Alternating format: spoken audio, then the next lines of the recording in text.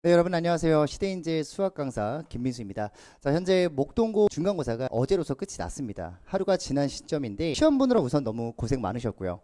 시험을 보는 여러분들 입장과 다르게 이제 시험을 보지 않은 제가 여러분들에 대해서 함부로 시험 난이도가 이랬다 저랬다 평가하기가 다소 조심스러우나 또 이제 전문가로서 분석은 반드시 필요한 지점이기 때문에 여러분들이 이렇게 영상으로 찾아뵙게 되었습니다. 자, 일단은 중간고사가 어땠는지에 대한 총평, 그리고 기말고사에 대한 학습 방향, 문제 중간에 세부 분석도 좀 들어가고요. 앞으로의 어떤 학교별 대비반에 대한 그런 운영적인 특색을 좀 영상을 통해 밝힌 뒤 영상 마무리 짓도록 할 것 같아요. 중간고사 총평은 다음과 같습니다. 이번 중간고사는요, 상대적으로는 좀 하락했다라고 제가 적어는 놨는데 옆에 적어놨죠. 학습 프린트 대비 하락한 겁니다.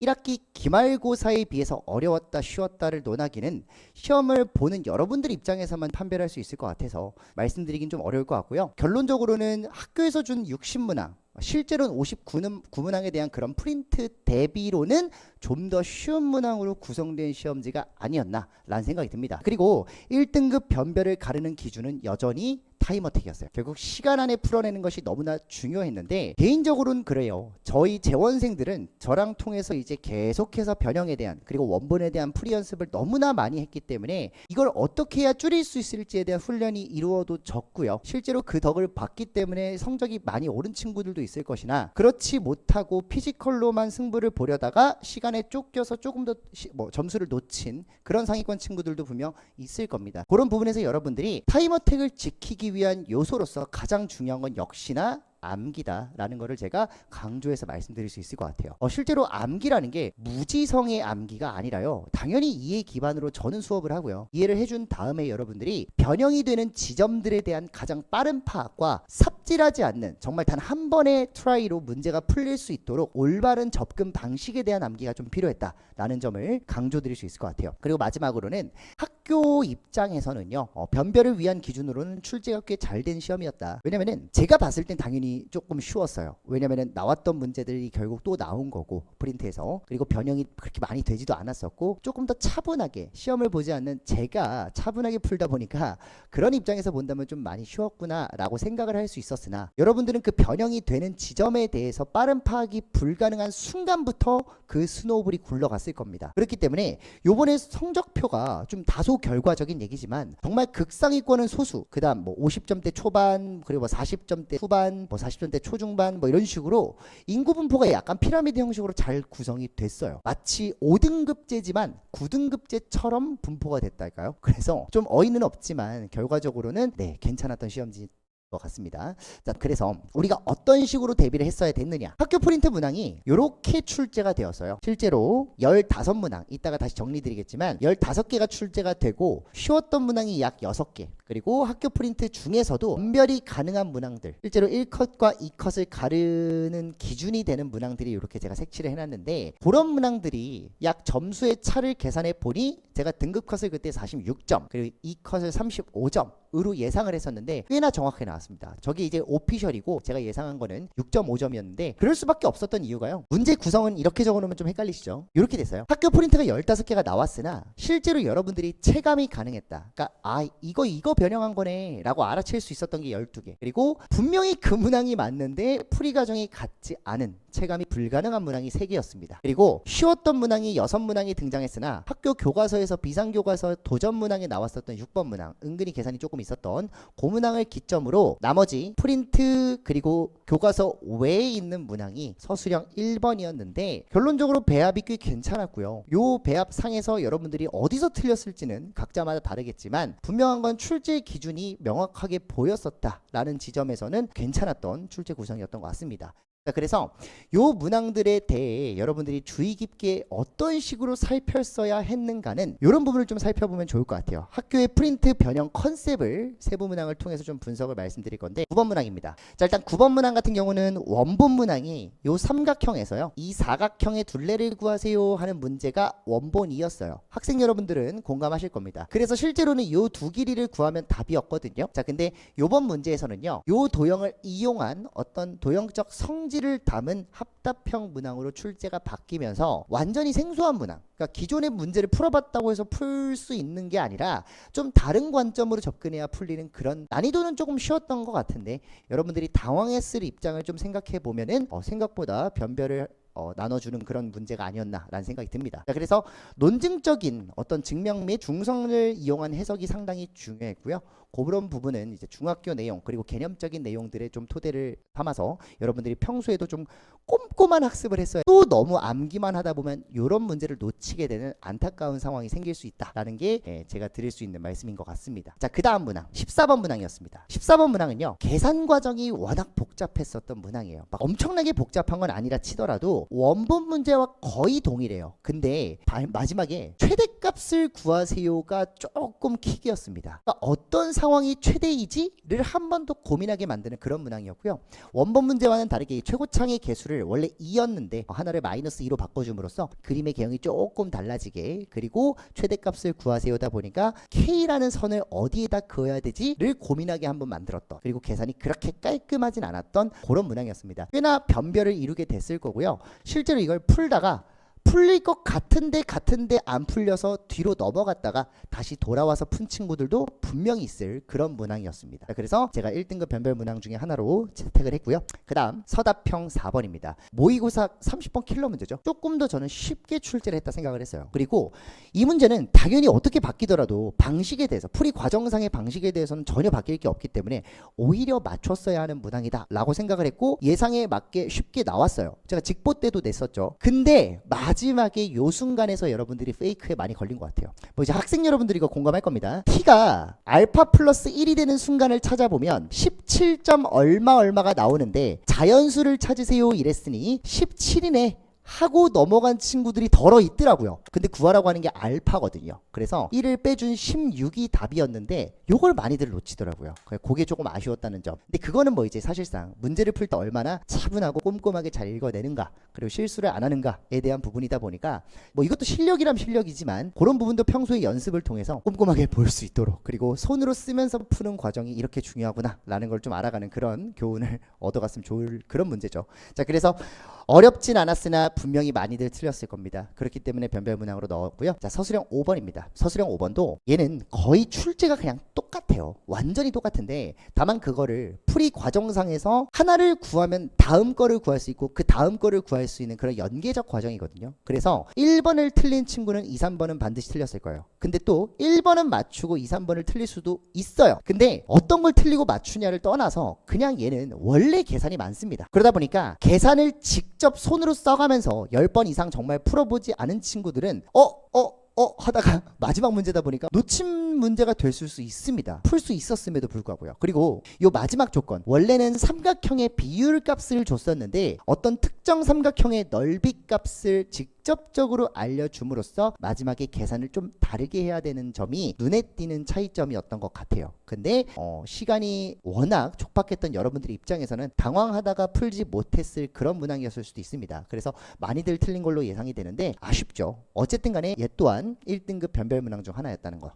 그러면은 요 외의 문항들은 어땠냐? 대부분이 프린트 단순 변형이었어요. 정말 숫자만 바꾸고 나머지는 다 똑같았던. 그 중에서도 특이했던 문항이 아까 제가 말씀드렸던 체감 불가 문항 서술형 1번과 3번입니다. 1번, 3번 요거는 2번이라 적혀있네요. 3번입니다. 자, 어쨌든 1번과 3번 요거는 개념적 문항이에요. 프린트만 너무 달달 외우면 또 안 풀려요. 다만 평소에 본인이 어떤 시중 문제집을 풀어봤다거나 혹은 목동고 전기추를 좀 풀어봤다거나 좀 다양한 방면으로 연습을 좀 하면서 기본적인 피지컬과 학습 프린트를 좀 같이 병행한 친구들에겐 또 쉬웠던 문항이지 않았나. 그리고 유일한 산술기하 평균 문제가 하나 등장했는데 나올 줄 몰랐습니다. 이게 나올 줄은 몰랐고 학교 프린트에도 딱 하나 있어요. 그거 변형한 거예요. 근데 체감이 아예 안 되죠. 모양이 완전히 달라서. 근데 학교 선생님들은 여기서도 많이 틀렸네 라는 지점을 보고는 앞으로도 같은 방식의 출제 변형이 이루어질 수 있겠구나 라는 예상을 저는 또 조심스럽게 해보는데, 그런 부분까지 이제 수업을 통해 저희는 대비를 해야겠죠. 자, 어쨌든 간에 세부문항 분석은 여기까지 하고요. 결국엔 이제 이러한 피드백들을 수업 때 한다 치더라도 앞으로의 기말고사의 방향성은 또 어떻게 되는지에 대해 말씀을 드려야 될 것 같아요. 자, 기말고사는요 더욱 어렵습니다. 더 어려워요. 근데 뭐가 어렵냐? 결국은 단원적인 어려움이 먼저예요. 유리함수, 무리함수도 어렵겠지만 얘네는 문제풀이가 어렵다면 얘네는 그냥 개념이 어려워요. 여러가지 함수라는 개념적 단원이 들어간 이후부터는 2학년, 3학년 때 배우는 수학도 같이 어려워지거든요. 2, 3학년의 수학이 어려운 가장 큰 이유 중에 하나가 얘가 들어가서예요. 역함수, 합성함수. 그리고 마지막 정말 마지막인 줄 알았으나 아직도 안 끝났어요. 뭐가요? 해석기야, 도형의 이동 파트가 끝나지 않았습니다. 자, 이게 목동고등학교가 다른 학교들과는 가장 큰 차별점이 아닐까요? 모두가 끝난 단원입니다. 그러나 아직 끝나지 않았습니다. 집합은 나갔고 명제도 나갔지만 도형의 이동은 나가지 않았어요. 때문에 여러분들이 이 이동 파트라는 거를 얘만 그럼 공부하면 되네? 라고 착각을 하시면 안 돼요. 우리가 중간고사 때 요번에 치른 점과 직선과 원이라는 단원이 고스란히 내포된 단원이 바로 요 이동 파트입니다. 결국은 중간고사 때 했었던 그 소재들을 가지고 이동이라는 개념을 추가해서 더 어렵게 나온다는 뜻이에요. 그렇기 때문에 요 모든 단원이 학생 여러분들께 어렵게 다가갈 수밖에 없고요. 그리고 모의고사 출제 기준으로 봤을 때 요 단원들이 21번 킬러죠. 30번 킬러입니다. 이 킬러 문항이 가장 많이 등장하는 단원이에요. 그렇기 때문에 아니 우리 목동고는 학교 프린트가 모두 모의고사잖아요. 그 학교 프린트가 얼마나 어렵게 나올지는 감히 예상도 못할 것 같아요. 뭐 쉽게 나오든 어렵게 나오든 우리는 더 어렵게 대비를 해야죠. 그런 부분에서는 여러분들이 계속해서 아직까지는 긴장의 끈을 늦출 때가 아니구나 라는 생각으로 기말고사를 임하면 좋을 것 같습니다. 자, 그러면 어떻게 해야 되냐? 강조를 좀 다시 드릴게요. 결국 목동고의 학습 방향상에서 가장 큰 차별점은 도형의 이동이었습니다. 그렇기 때문에 다른 반, 한마디로 연합반 구성의 수업에서 얻을 수 없는 어려움들이 분명히 학교별 반에서는 장점으로 발휘가 될 수 있기 때문에 저랑 수업을 하시게 되는 현재 재원생 친구들, 그리고 또 새롭게 오시게 될 그런 신규 친구들은 걱정하지 않으셔도 됩니다. 일단 우선은 목동고 범위에 맞춘 수업을 계속 맞춤형으로 나가고 거기에 맞는 변형, 예상, 뭐 시험에 대한 예상, 모든 컨텐츠가 여러분들을 위해서 목동고 내신 대비 반으로 나가기 때문에 너무 걱정하지 않으셔도 되고요. 모의고사 킬러 문항은 미리미리 학습하자가 제 지론이에요. 무슨 말이냐? 현재 이제 추석 연휴가 길게 껴있고요. 요게 끝나고 다시 공부를 하려면은 관성상 조금 어지럽거든요. 그렇기 때문에 연휴 때도 조금 공부를 해야 됩니다. 연휴 때 공부를 하면서 10월 말까지는, 적어도 11월부터는 바로 시험 대비 돌입한다는 생각을 하고 10월 말까지는 제 개인적인 바람으로는 3회 이상은 풀었으면 좋을 것 같아요. 어쨌든 저희에겐 한 달의 시간이 있는 거니까 현재 시간 10월 1일 기준으로는 한 달 동안은 킬러, 준킬러를 풀 수 있을 만큼은 최대한 미리 학습을 해두면 나중에 11월 달부터 들어가는 변형, 그리고 학교에서 나눠주는 프린트 에 대해서 대비할 때 훨씬 더 유연하고 쉽게, 그리고 타 과목에 대한 부담도 그렇게 크지 않게 가져갈 수 있을 겁니다. 중간고사 때 같은 이유로 패배했다면 요번에는 반드시 미리 챙기길 바라는 마음으로 말씀드릴 수 있을 것 같아요. 그리고 마지막으로 테스트 학습을 반드시 제발 부탁입니다. 요거는 강조드리는 건데, 테스트는 단순 점수 확인용이 아니에요. 시대인재 내에서도 매일 테스트를 보고 그 점수가 이제 보고가 되다 보니까 여러분들이 그 점수에 민감한 건 알겠으나 그 점수를 당장에 바라보고 테스트에 임하자가 아니라 결국이라는 제한을 얼마나 전략적으로 잘 이용할 거냐, 한마디로 여러분 개개인의 전략적인 운용이 있죠. 요 운용을 스스로 해나가는 과정인 겁니다. 그렇기 때문에 요 자체가 타임어택에 대한 기본적인 훈련이거든요. 예를 들어 이런 거예요. 서술형을 먼저 풀었더니 앞에 객관식은 좀 놓쳤지만 찍을 수 있었던 여유가 있었다. 물론 찍는 건 안 돼요. 근데 어쨌든 간에, 혹은 내가 아는 문제 먼저 풀었더니 점수는 최대한 챙겼다 라든가, 아니면 부정적으로는 1번부터 전투적으로 풀다가 8번쯤에서 방지턱에 딱 걸려서 막혔는데 뒤에 문제를 시간 안에 놓쳐버렸다 라든가, 각자만이 가진 어떤 약점과 강점에 대한 부분을 이 테스트를 통해서 한번 시험을 해보는 거예요. 그리고 가장 효율이 극대화된 상태로 여러분들이 시험장에 들어가는 겁니다. 그렇기 때문에 그것 자체도 훈련이 돼 있지 않으면 쉽지가 않아요. 여러분들 뭐 이거는 다른 얘기지만 왜 모의고사 볼 때도요, 영어 듣기 평가하면서 독해 먼저 막 푸는 친구들 있잖아요. 그러니까 그게 나쁘다가 아니라 그건 그만의 가장 효율적인 풀이 방법인 거예요. 그러니까 그런 것처럼 우리가 내신을 임하는 자세에서도 시간 안에 문제를 해결하는 가장 큰 효율이 뭘까를 고민해가면서 테스트를 임하는 게 테스트란 컨텐츠를 가장 잘 활용하는 방안이 아닌가라는 말씀을 정리드릴 수 있을 것 같아요. 자, 그래서 저희는 이렇게 대비합니다. 차별적으로는 도형의 이동이라는 어떤 학습 단원, 그리고 여러분들이 어려워하는 킬러나 준킬러에 대한 미리 학습을 제가 해결해 주기 위해서는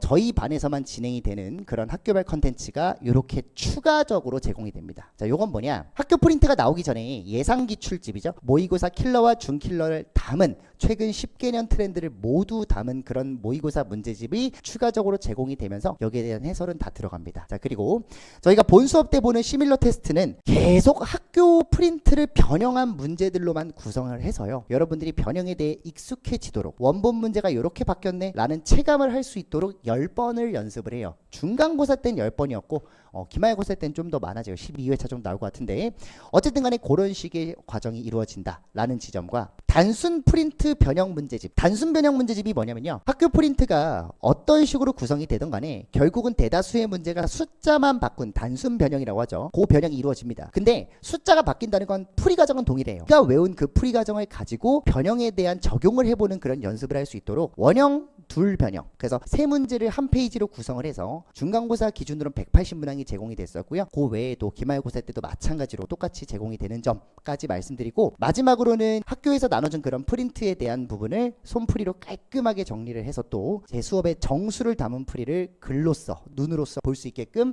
제공을 합니다. 요 외에도요, 당연히 이제 클리닉 때 진행하는 변형집이라든가 계속해서 목동고를 기준으로 하는 변형의 변변형의 계속 들어가요. 그렇기 때문에 연습이 부족하다는 소리는 절대 나올 수가 없는 그런 특징이 저희 목동고반의 특징인 것 같죠. 자, 그래서 기말고사도 마찬가지로 대비한다는 점 강조드립니다. 자, 그리고 저희 학교별반이 가진 가장 큰 차별점이 결국은 이 모든 컨텐츠가요, 저 혼자 머리를 싸매고 만드는 그런 게 아니라 라이벌 매스랩이라는 제가 속한 전문 강사 팀이죠. 결국에는 목동고 내신만을 위한 컨텐츠를 저 혼자 고민하는 게 아닌 수많은 강사진들이 같이 연구하고 고민해서 하나의 컨텐츠로 나간다라는 지점이 여러분들이 받아볼 수 있는 가장 큰 컨텐츠 혜택이 아닌가 싶어요. 그래서 그 부분을 활용을 잘 한다면은 적어도 이게 부족해서 시험을 못 봤다라는 말은 절대 안 할 것 같습니다. 그런 컨텐츠의 부재를 꽉꽉 채워주기 위한 제가 속한 팀의 위신을 좀 믿어주시면 좋을 것 같아요. 그리고 최대 주 4회 최다 클리닉 관리, 요거는 뭐 그냥 사실 최다가 아닐 수도 있죠. 근데 재원생들 공감하고 있니? 여러분들 개별 관리 주에 15시간 들어갔습니다. 그래서 각자가 가진 그 어려움을 단순히 제가 감독하고 풀이하는 시간으로 끝날 게 아니라 여러분들 한 명 한 명이 어디서 어려움을 갖는지에 대한 풀이에 대한 피드백은 제가 옆에서 밀착 관리를 주에 15시간이나 할 거니까 여러분들은 가장 많이 활용할 수 있는 만큼은 최대한 참석을 해서 진행을 한다면은 요번 기말고사 때도 그렇게 뭔가 너무 혼자 하기 어려워서 못했어요 그런 말은 안 하지 않을까라는 생각을 좀 하게 됩니다. 자, 그래서 결과론적으로는 이 특징이 모두 한데 모여 학교 프린트라든가 모의고사 변형에 대해서만큼은 아마 지역에서 가장 많이 변형을 해서 주지 않을까요? 라는 자신감과 어떤 기대감을 갖고 기말고사에 대비를 임할 것 같아요. 자, 그 다음 개강 시간표는 다음과 같습니다. 저희 반에서는 현재 화요일 목요일 수업으로 진행이 되고요. 이 4시부터 6시는 의무는 아니에요. 다만 일찍 와서 자습을 하는 친구들이 있어요. 그런 친구들이 제 앞에서 수학을 공부하면서 질문을 하기도 하고요. 의무는 아니나 올 수만 있다면 공부는 관성이다 보니까 기말까지 그 관성을 이어나가자는 의미에서 제가 계속해서 옆에서 봐줄 수 있는 그런 시간을 가져봤습니다. 자, 그리고 본격적인 수업은 6시부터요. 테스트를 진행하고요. 시밀러 테스트 점수와 오답 노트가 같이 나가죠. 그리고 해설과 통틀어 수업이 진행이 된 뒤에 여러분들 수업 끝나고 스터디 카페로 넘어가서 저와 함께 2시간 동안 개별 클리닉을 하게 됩니다. 자, 그리고 주말에는 11시부터 5시가 모두 의무는 아니나 여러분들이 1부 타임이나 2부 타임에 와서 혹은 둘 다 와도 좋습니다. 그래서 최대 6시간인 거예요. 그 시간을 잘 활용을 해서 제가 주는 변형에 대한 클리닉을 또 받아볼 수 있는 그런 시간을 주말에 준비를 해봤고요. 마지막으로는 수요일 날은 의무는 아니나 제가 5시부터 10시까지 상주해서 여러분들을 봐줄 수 있는 상황이기 때문에 개별적으로 어려움을 가진 진도에 대한 어려움도 좋고요. 단원에 대한 어려움도 좋고요. 특정 약점 문항에 대한 어려움도 좋으니 이런 시간들을 활용해서 저한테 컨텐츠를 요구하고 그리고 거기에 대한 해설까지 받아갈 수 있는 그런 시간 활용을 충분히 할 수 있다는 점이 저희 반의 가장 큰 특징인 것 같아요. 자, 그리고 이 모든 시간을 여러분들을 위해 쓴다는 점을 절대 경시하지 말고요.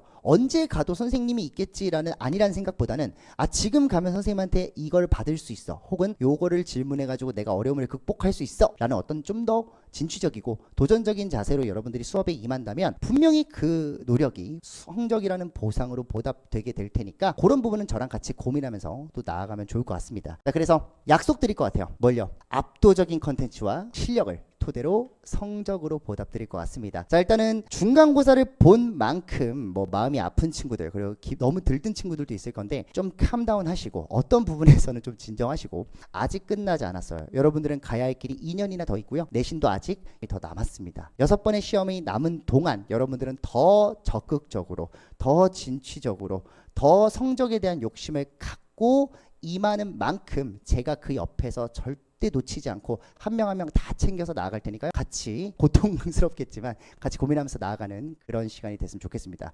감사합니다.